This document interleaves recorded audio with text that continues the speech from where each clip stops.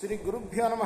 శ్రీ మహాగణాధిపతయ నమ. శ్రీ సరస్వతి నమ. భక్తారా, వాల్మీకి మహర్షి రచించిన శ్రీమద్ రామాయణం యథాతథంగా చెప్పుకుంటున్నాం.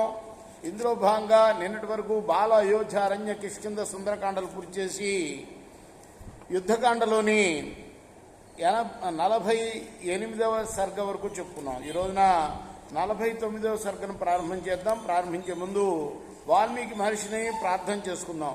పూజంతన్ రామ రామేది మధురం మధురాక్షరం ఆరుహ్య కవితా శాఖం వందే వాల్మీకి కోకిలం.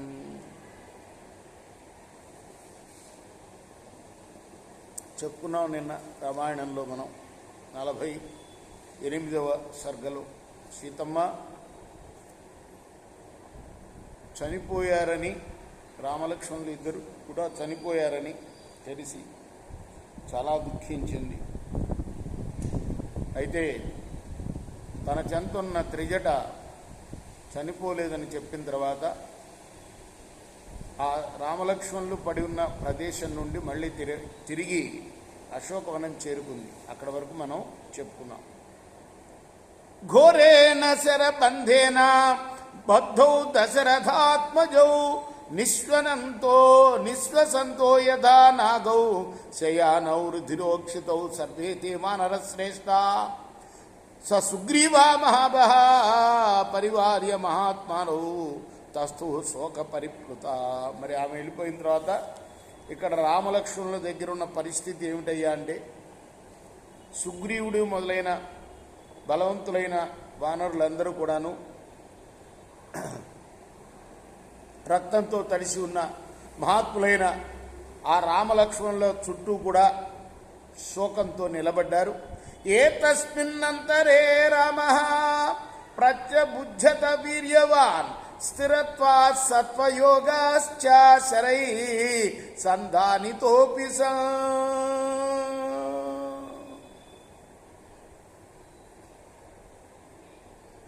ఇంతలోనే రాముడు శరముల చేత బంధింపబడినప్పటికీ మానసిక స్థైర్యం కలవాడవటం వల్ల ముందుగా స్పృహలోకి వచ్చాడు. తతో దృష్ట్వా సరుధిరం నిషండం గాఢమర్పితం భ్రాతరం దీనవదనం పర్యదేవయదాతురా. ఆ తర్వాత ఆయన తీవ్రంగా గాయపడి నేల మీద పడి ఉన్న తన తమ్ముడైన లక్ష్మణుణ్ణి చూసి విలపించాడు.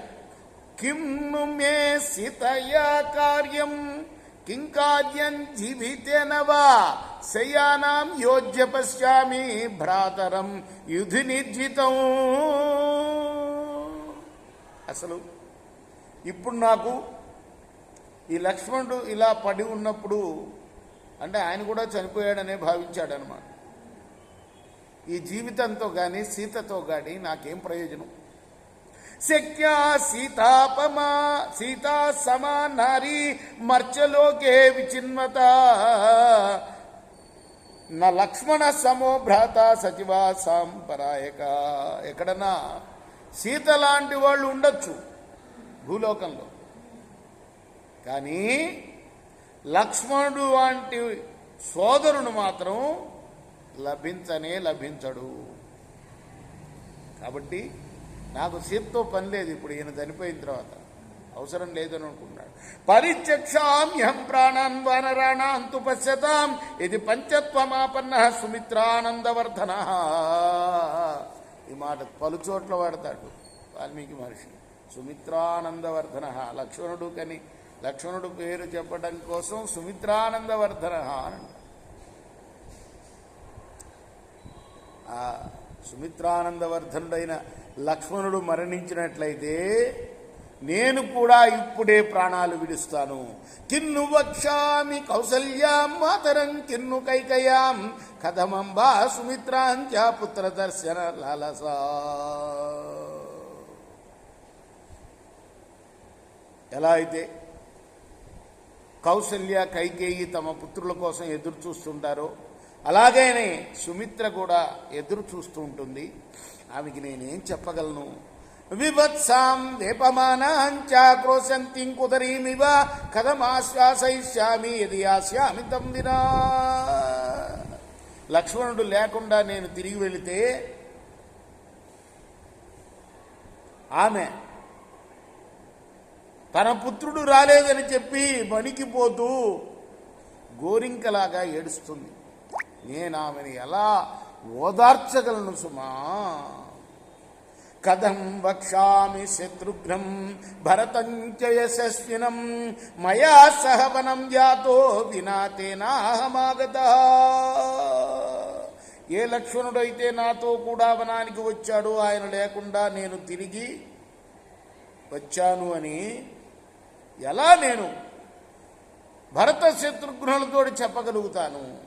ఉపాలంబన్న చక్షామి సోఢుంబత సుమిత్రయా ఇహైవ దేహం చక్షామి నహి జీవతో ముత్సయే.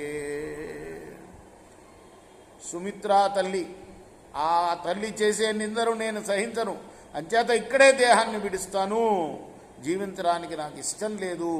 దిగ్మాం దుష్కృత కర్మాణమనార్యం మత్కృతేష్యసౌ లక్ష్మణ పతితః సేతే శరతల్పే గతాసువాత్. ఇచ్చి నేనెంత పాపాత్ముణ్ణి, ఎంత చెడ్డవాణ్ణి.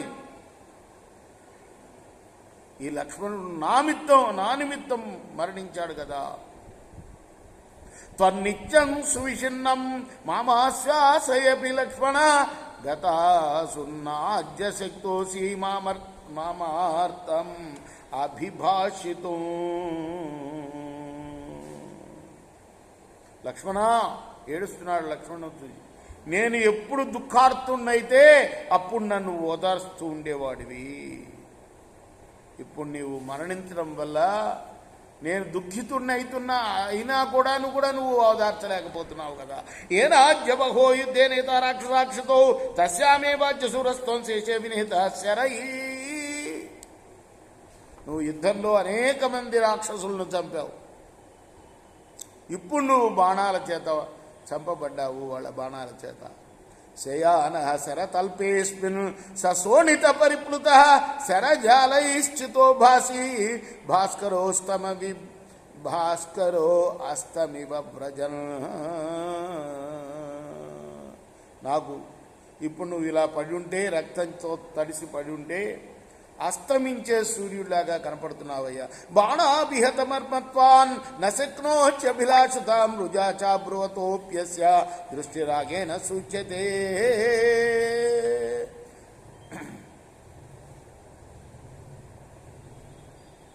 మర్మస్థానాల మీద బాణాలు ప్రయోగించడం చేత ఈ లక్ష్మణుడు ఇలా పడినాడు.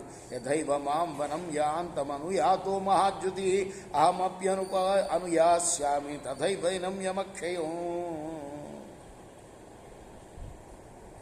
తప్పనిసరిగా నేనిప్పుడు నాతోటి ఎలా అరణ్యాలకు అనుసరించి అతను వచ్చాడో అతను వెంట యమలోకానికి నేను వెళ్తాను. యమలోకానికి ముందు వెళ్ళాలట. యమధర్మరాజు నిర్ణయిస్తాడు ఎక్కడికి వెళ్ళాలి, నరకానికి వెళ్ళాలా స్వర్గానికి వెళ్ళాలా అని. కాబట్టి ఇప్పుడు లక్ష్మణుడితో పాటు నేను కూడా యమలోకానికి వెళ్తాను.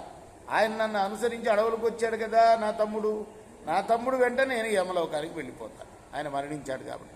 ఇష్టబంధుజనో నిత్యం మాంచ నిత్యమన సూరత ఇమామజ్జగతోవస్థాం మమా నార్యస్య దుర్నయై. ఎల్లప్పుడూ బంధువులేందు ప్రేమ గలవాడు, నిత్యం నన్ను అనుసరించేవాడు అయినా ఇతడు నా చేత చేయబడ్డ పనుల వల్లనే ఈ అవస్థ పొందాడు అంటున్నాడు. రేపు మనం మిగతా భాగాన్ని కొనసాగిద్దాం. 19వ శ్లోకం నుండి. కృష్ణార్పణమస్తు. సాయి కృష్ణార్పణమస్తు.